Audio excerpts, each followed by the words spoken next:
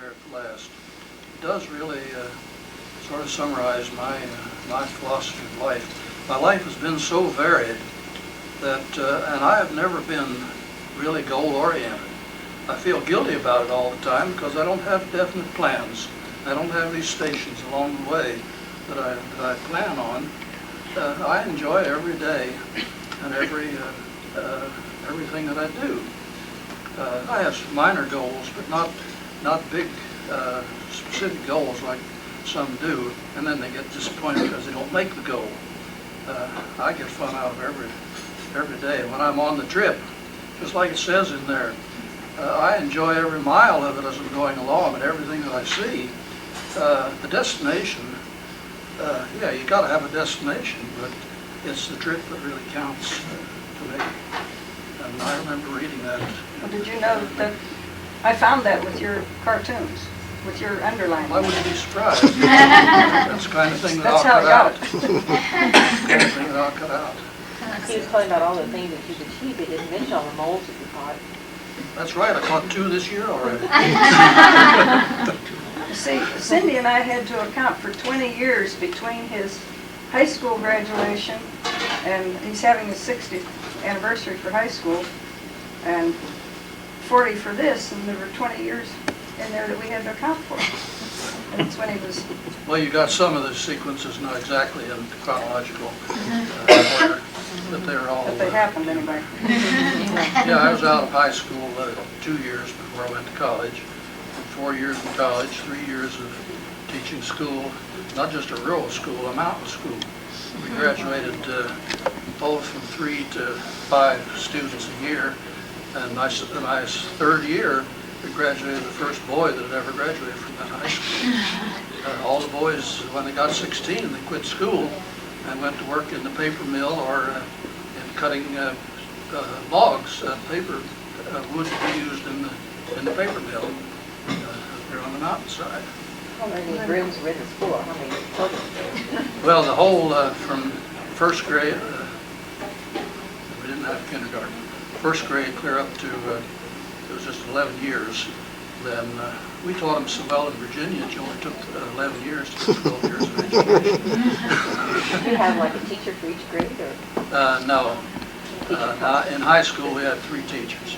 The principal taught some, and I taught all the math and all the science from 7th grade through 11th grade. We'd start out with about 30 kids in the freshman class, 8th grade, graduate maybe 3 or 4 or 5. That's just the way it was. Girls were the ones who finished high school. Girls and boys didn't. So there's 3 years there. 4 years in CPS during World War II. And it took me a year before I got into medical school because I had to finish off some pre-med that I hadn't taken at Bridgewater. There at Bridgewater, I majored in math and science, but not in pre-med. I had no idea that I'd ever go to medical school. There just wasn't any money, no use even thinking about it. But in CPS, I had almost 4 years, 3.5 years of work in hospitals, and mostly university. $15 a month, tell them. $15 a month. Plus, medical school. Plus being fed pretty well at the hospital. But by that time I had decided I did want to become a doctor. Partly because anatomy and physiology always came easy to me. I've always enjoyed how things work, how they're made, and how they work. And physiology just came easy when I had it in school. So, and as I look back, I used to be in high school plays and college plays, and at least 3 that I can think of, maybe 4 different plays that I was in, I was cast as a doctor. Family doctor. Well, I could take pulses, I could sit there and talk to them, philosophize with them, and when I was teaching, I was the doctor for the first aid person for the school, the whole school. And anybody got hurt, they called Mr. Seese. And then I became a licensed certified first aid instructor for the Red Cross during World War II. And I included first aid in all my science classes. And boy, the county superintendent and the principal, they thought that was great. Everybody that went through my class got a first aid certificate. So I thought, well, gee, it's about time to really organize this. And I decided then, well, everybody goes into debt. I might as well go into debt. So I did. Fortunately, I didn't have to go as deep in debt as guys do now. I don't know how they ever did that. I just don't see. John helped me get started. He was my angel. And helped me get started here in Delphi. And Kipper Morello, too. He practiced here in Delphi. Yeah. I came here directly from, I had 1 year of residency in internal medicine, a year of rotating internship at City Hospital in Cleveland. That's where you get to see everything. You don't see all that here in Delphi? Pardon? You don't see all that here in Delphi? Not the kind of things I saw at the City Hospital, that's for sure. Not the stabbings. Stabbings. All those things. Well, let's see. Yeah, one thing that none of you have ever seen, probably never will see, is somebody die of ruptured aortic aneurysm, a thoracic luetic aneurysm. We had a patient in the while I was on that service. He'd been in a lot of times, but they knew that he had the aneurysm and it was eroding into the bronchi. They had seen it by bronchoscopy and they saw the thing pulsating in front of him. I never saw that, but he wanted to go home. Well, the chief resident tried to talk him out of it. He said, "Now, if you go home, promise me that you'll sleep in the bathtub." He says, when you start bleeding, it's going to make an awful mess. So we waited for him there and waited. I remember it was in the afternoon. We were over in the outpatient clinic. I don't know if you remember the layout, John, of City Hospital, way over there across this open area. And we got a call. Come quick. He's doing it. And so we knew what it was. Everybody was on that floor, went real quick, got over in the room and saw him exsanguinate. I hope nobody gets sick. Paper bag after paper bag of this foam, bloody foam, and he just exsanguinated right in front of us. You don't see those things anymore.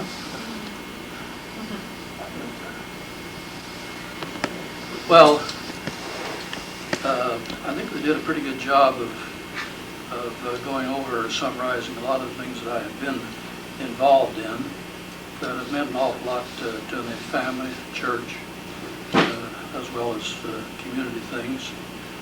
Never anything all that spectacular, but they added up to sound pretty good to me. Tell us what you're going to do now. Cindy's a good writer. Tell us what you'll do now for the next 40. A lot of the same. A lot of the same. I don't have any, as I say, I don't have any specific goals or plans. I remember reading some time ago, I don't know how many of you in the Journal of the AMA read the Piece of My Mind pieces. That's the main thing that I get the JAMA for anymore. I don't read the technical stuff anymore. I read the less technical things. And this Piece of My Mind, some time back, there was one, do you remember, John, or anybody, of Dragons and Peas? This lady doctor had written about that she had cancer, and her good friend had cancer about the same time.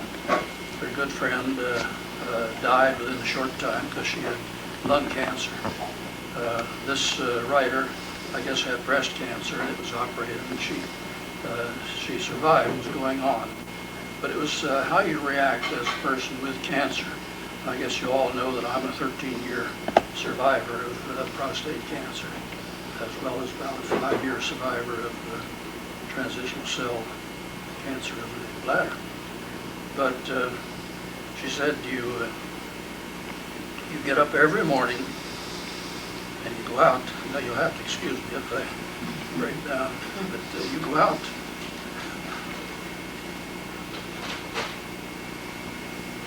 And you meet the dragon. You meet the dragon, you put him back in his den, then you go and you mulch the peas. And that's the way life has had to be for me.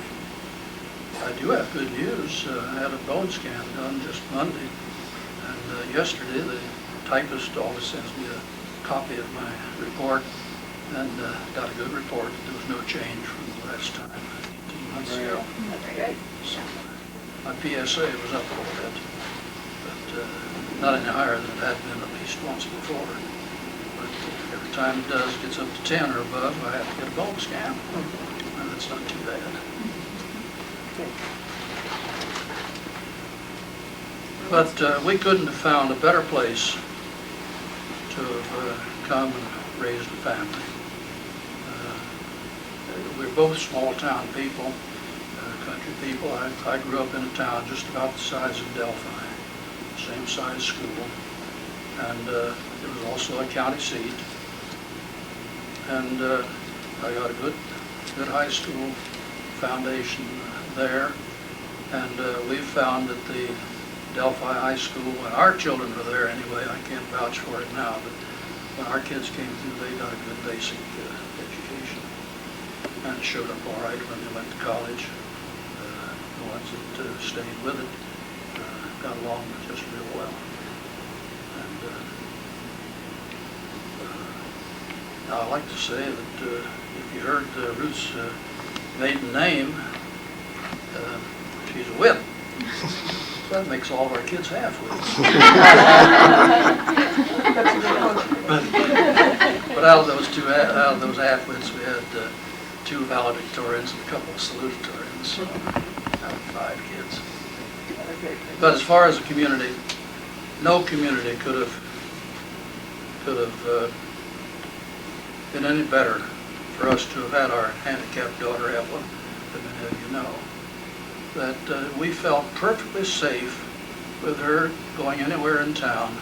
Everybody knew her. Everybody kind of looked after her. And after she died 4 years ago, people came to the funeral home that I didn't even know her at all. Fellows that had been in class with her. And I got the feeling from that if anybody had molested Evelyn, somebody would have taken up for her right there. And I think she had that feeling too, that this was a safe place for her to go around town. And she was as loyal to Delphi and to the Delphi teams as any fan that they have there. She would go and watch the football games if she didn't understand at all what was going on. She knew a lot more about it than I did. She rooted for them as loudly as anybody could. She usually sat with me. But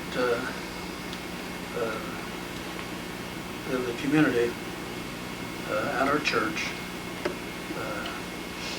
just treated us like family. And I've thought of writing some sort of little essay or something to the paper, but I have a different or a new definition of family practice. That you really can feel that you have experienced family practice when the community, the people that you serve, treat you and accept you as family, as their family. And from some of these letters that you got, you can see that people have treated me that way. And I really appreciate it.